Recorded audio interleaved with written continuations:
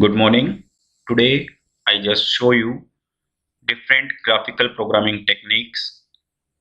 I just explain you what is LabView, what is while loop, for loop, what are the different data types in LabView, what is array, what is cluster, what is graph, formula node, case structure, etc. So let's go to the LabView. Over here, this is the LabView. LabView stands for Laboratory Virtual Instrumentation Engineering Workbench. In 1986, Jeff Kodosky first time developed this software. In this software, we just go through drag and drop boxes. We need not require any text-based programming. So let's say first I just show you a simple addition code in the LabView. So first time when you just on this LabView, you just create new VI. In the LabView, every code saved as a .vi file. Like in C, we have .c syntax. In Python, we have .py. Likewise, in the LabView, we have .vi files when we save it. So over here, this is my front panel, and this is my block diagram. White one is my block diagram. When you right click over here, functional palette is there. All the functions are there. And when you right click in the front panel over here, this is my control palette. Okay, so first I just show you a simple addition code. So you just need to go to numeric palette. Over here we have this addition code node. You just right click over here, create control over here. This is my first variable. Let's say it is a. Likewise, create control. This is my second variable. Now create a indicator on the output side. Output side we have indicator always, but on the input side we have constant or control. If you need to change the value on different instants, you just create control, otherwise you create constant. Okay, so this is my output. You can edit it also. So this is my output. This is the run button. You just click over here, it will show the results. So first I just edit the value. Let's say 45 plus 35. I want to check the result. Just run it. It will give me the value. If you want to continuously run this, it will show you the value in real time also. Like 35 plus 35, 70, 85 plus 35, 120. This indicator, inside this indicator we have print command, printf command, you can say in C, and print command in Python. And over here, or over the back end of this variable a, there is a float command. Orange color denotes floating value, blue color denotes integer value. So I just show you also. So I just again take a subtraction node. In this case, I just delete this. I just change the representation. Over here, these are the different data types. Like over here, this is the double precision, it is floating value. Over here, these are the integer values, i8, i16. These are the range 2 raised to 8. So it will give you the range. Over here, these are unsigned, signed number. So the existing data types, different data types we have over here. So I just make it i32. Again, change the representation of this i32, and over here also I just make it to i32. So now if I just put 85.5, it just take 86. Okay, or if I just put 85.4, it takes only 85. So it takes only integer value. Blue color denotes me integer value. So this is the basic programming in the LabView. So now we just go to the different data types. So over here in the following picture, you just check As you see, for the numeric data, we have two types of data. One is floating data, one is integer data. Floating data is represented using orange color, but integer values are represented using blue color, and floating value represented using orange color. If you want to go for scalar value, there is a thick line. Then we have one dimensional array. You check the thickness, you just check the thickness. And when we have two dimensional array, there are two parallel lines. Okay, I just show you. As you see over here in the data types, we have boolean, means true and false value only. So over here, this is the for scalar value. Over here, this is for one dimensional array. Then we have two dimensional array. Like this, we have string like characters, ABC characters. So we have, these are the notation for strings. Then we have the path, references, hardware resource. If you want to work with real-time objects, then these are the data representation. For variant, waveform, there is a brown color, class. In general, we just use maximally numeric, boolean, string, and these waveforms. In the upcoming video, I just show you different data types. So first, I just show you array. So if you want to create array, you just need to go to control palette, data containers. Over here, this is a blank array. Right now, this is a blank array. So just drag and drop, like I want to create an array of floating values, floating control only. Just drag and drop it. So when you drag it over here, there are different values. Now I just create indicator for it. Change to control indicator, as you see. So this is my output, one dimensional array. And over here, this is my input array. Okay, so when you just connect this, you check the thickness, and when we have just a single control, or you just say a single scalar value, you just check. Over here, this is the indicator. As you see, the thickness of the wire. So this is how you can create array. Now we just go for the two-dimensional array. So I just copy it. In the case of two-dimensional array, you just need to drag the indexing. Over here, this is the indexing. Indexing start from 0 and goes up to infinity. Okay, so I just, over here, as you see, I just copy it and change it to indicator. Just connect it. So as you see, this is my two-dimensional array. Over here, this is the two-dimensional array. Okay, so you just put some values inside it. Let's say 2.5, 3.5, and over here, this is the 6.5, and inside this 5.3, let's say. And when we just run it, if you want to check which one is control, which one is indicator, the background of control is white and the background of indicator is gray, as you see over here. When you just run it, as you see, we got the output. Okay, so this is the difference between scalar value, one dimensional array, and two dimensional array. Now we just go to the loops. So first I explain you for loop. In the structures, we have this for loop. As we know, for loop is a finite loop. In this case, over here, this is the loop iteration. It will start from 0 and goes up to loop count n-1. Okay, so when I just create a constant over here, let's say I want to create a program to generate 1 to 10 numbers. So I just connect it to the edge.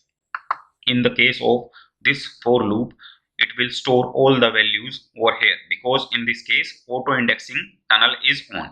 I just create indicator over here. It will generate a array because it will store all the values. Right now my loop count is connected to 10, so it will start from 0 and goes up to n minus 1, which is 9. So it will store. Now it will show me 0 1 2 3 4 5 6 7 8 9. When I just run it, as you see, it will give me 1 to 0 to 9 value.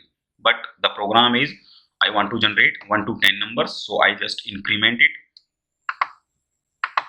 Just connect over here, delete this one and connect this.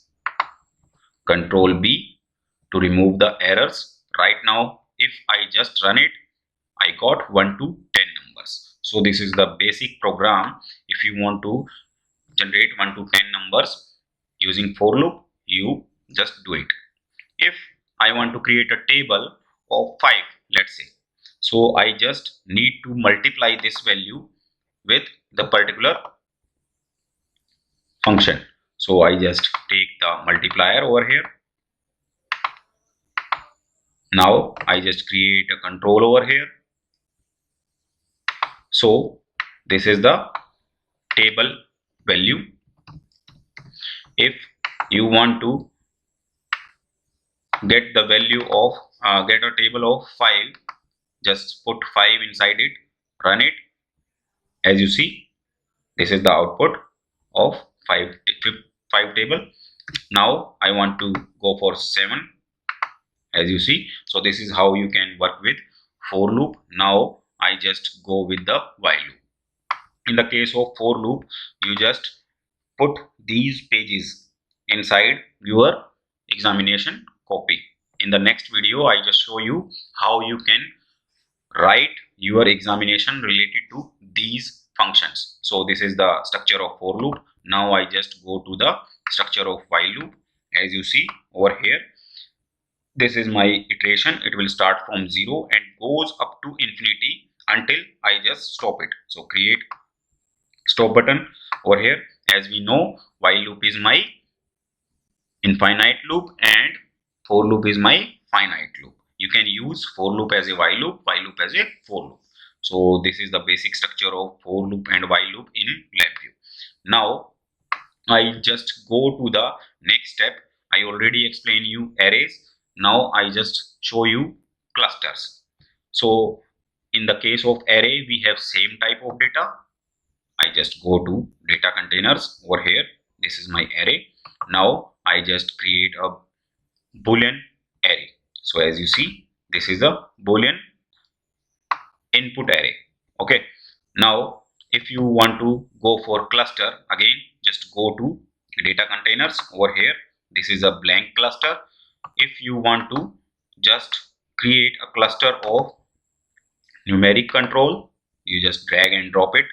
It will assign at 0 position, 0 indexing. Now I just put Boolean control. Now I just put string control inside it, as you see. So this is how you can create cluster.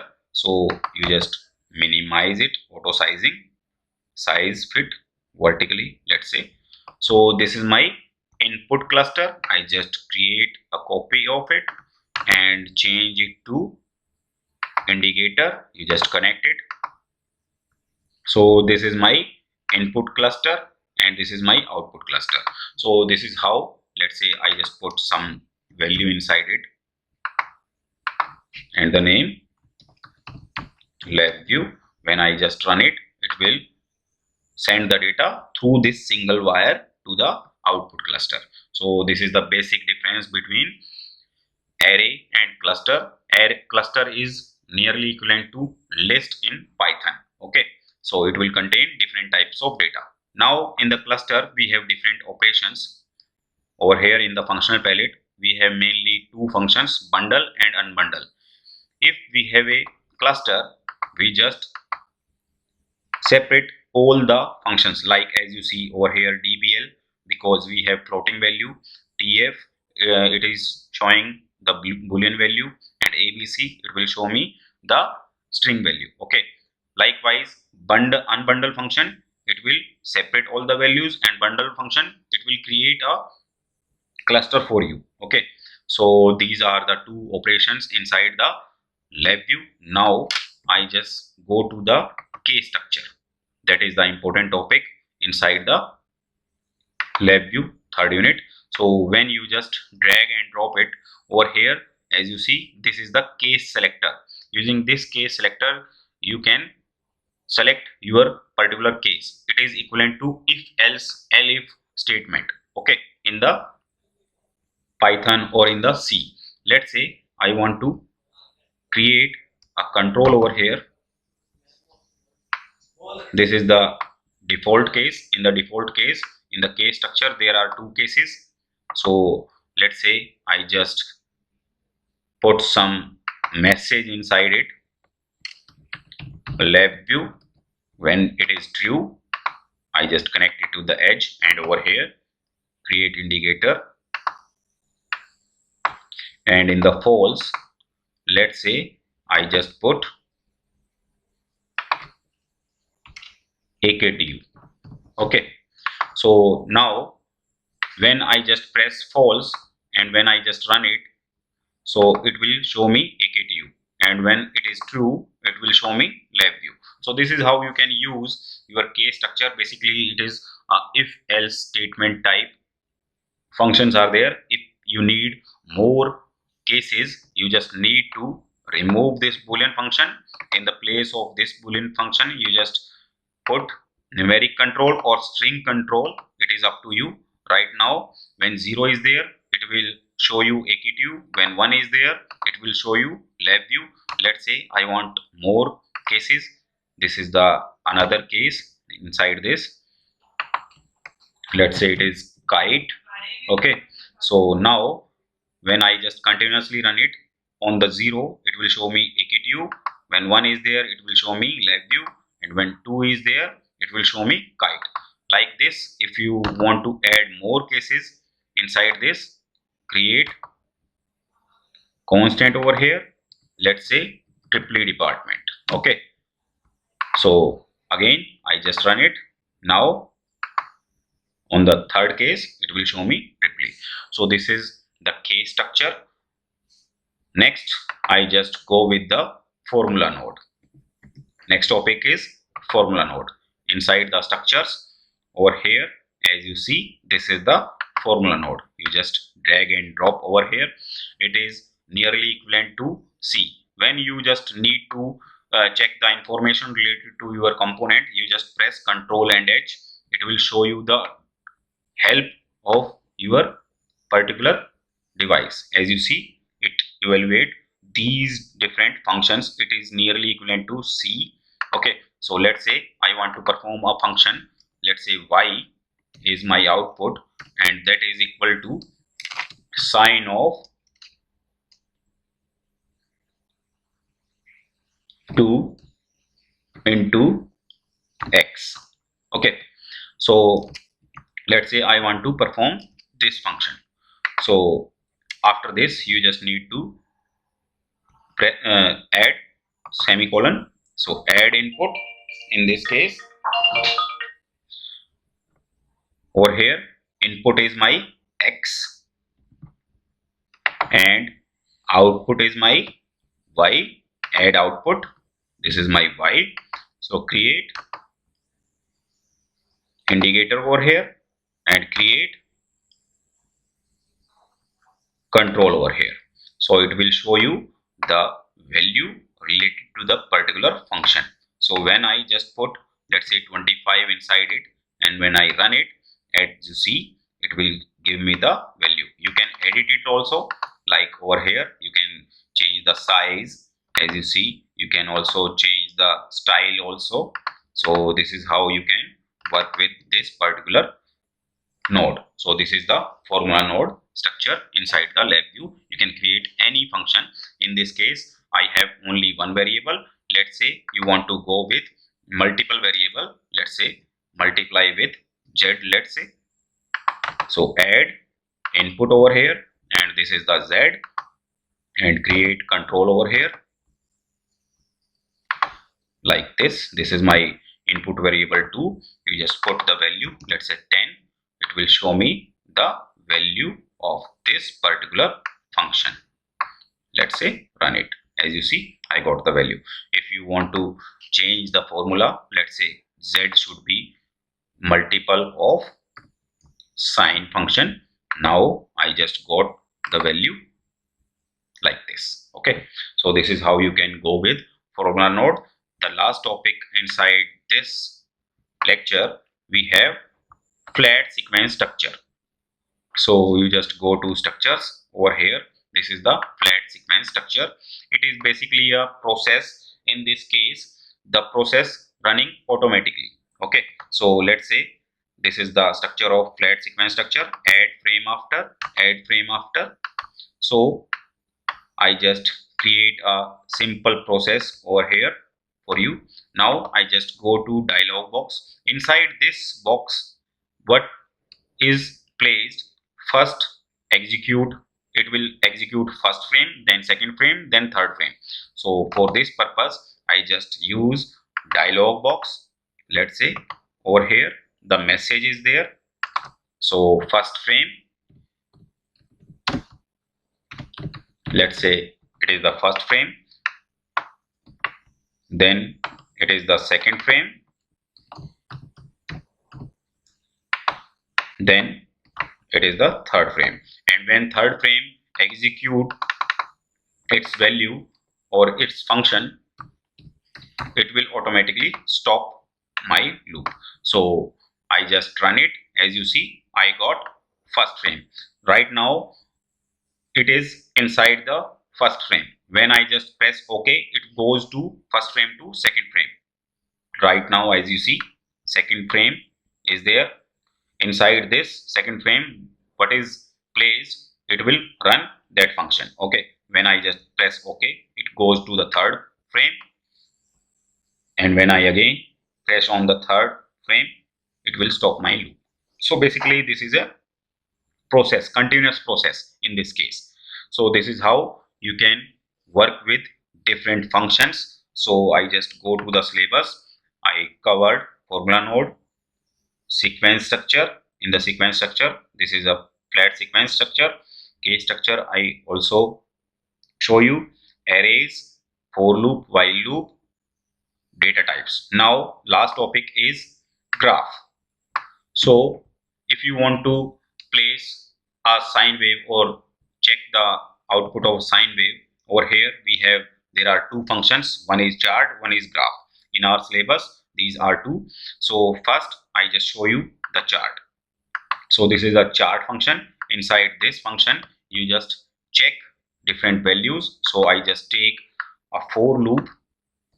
I just take another function, mathematical function, sine function. Let's say just go to trigonometry. Over here this is the sine wave, connect it to the sine wave, connect the waveform and the number of points you require. Let's say 100 points I just require, run it. As you see, I got a sine wave. So in the case of waveform chart, we have basically different points. So I just put a delay inside it to show the different functions. So let's say 1 second delay is there, not 1 second, 300 milliseconds delay is there. So over here you just check the update mode. In the case of chart, we have three update mode. One is strip chart, scope chart, sweep chart. So over here this is a strip chart. It is, as you see over here, 0 to 100 scale is there. When again I run it, it will store the values. As you see, it goes from last value to next value. It will store all the values right now. Okay, it's just like a strip. When I just make it, I just change the scope chart. In the case of scope chart, when the values grown reach to the right end, it will automatically remove. Okay, so I just put 10 milliseconds over here. As you see, when over here, let's say I just put 500 400 value, it will show me the values. Next 400 value, again it will remove all the values. Okay, so it just like a oscilloscope in our engineering branch. Now I just sweep,